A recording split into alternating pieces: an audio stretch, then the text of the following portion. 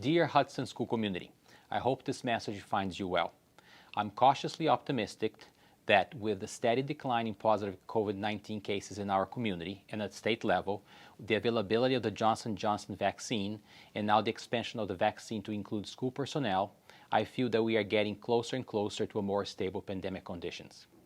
As the pandemic conditions improve, the momentum to increase in-person learning for students has led Commissioner of Education Riley to seek emergency authorization from the Board of Elementary and Secondary Education to make decisions regarding hybrid and remote learning models.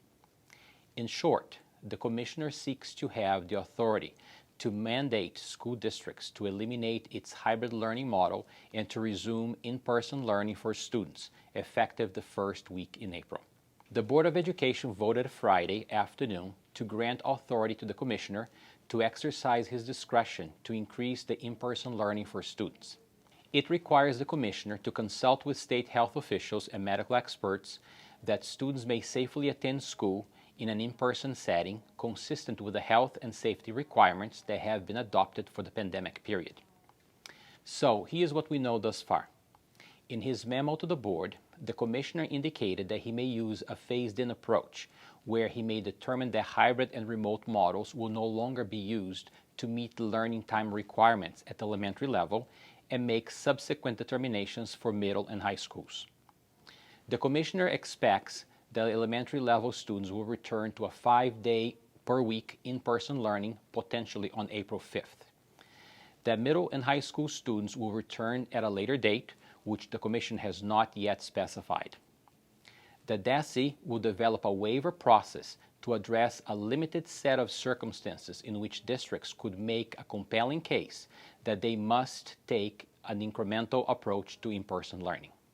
And for the remainder of the school year, parents and guardians may continue to select a remote learning model for their children.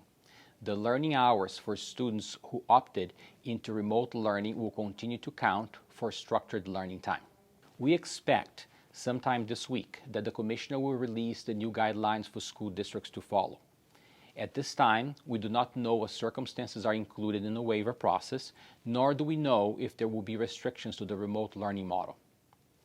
It is clear, however, that the hybrid learning model will be eliminated. Therefore, it will no longer constitute structured learning time, and districts must return students into in-person instruction. Meanwhile, I have been working with our administrators and the teachers' union leaders to prepare for the return to in-person learning. We will be ready to react to the new guidelines when they become available. The return to in-person learning is not a simple task. It involves planning and consideration to a multitude of facts and conditions that directly affect schools, school personnel, and families.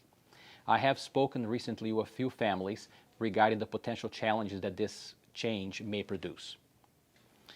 We have undergone so many changes in the past 12 months, and I continue to be grateful for all of you, staff and parents and guardians alike, for your hard work and flexibility through every stage of schooling under this pandemic.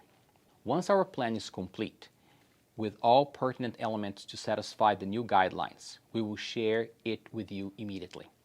As part of the plan, there will be a survey to families regarding the remote learning model. My preference at this time is for all school personnel to be vaccinated prior to returning to in-person learning. Although I do not have control over this, I have been networking with multiple sources to increase our employees' access to the vaccine. To date, in coordination with 2 providers, I have been able to arrange vaccine access for 160 employees. This is a start, and I will continue my efforts to get all staff vaccinated in a more expedited fashion.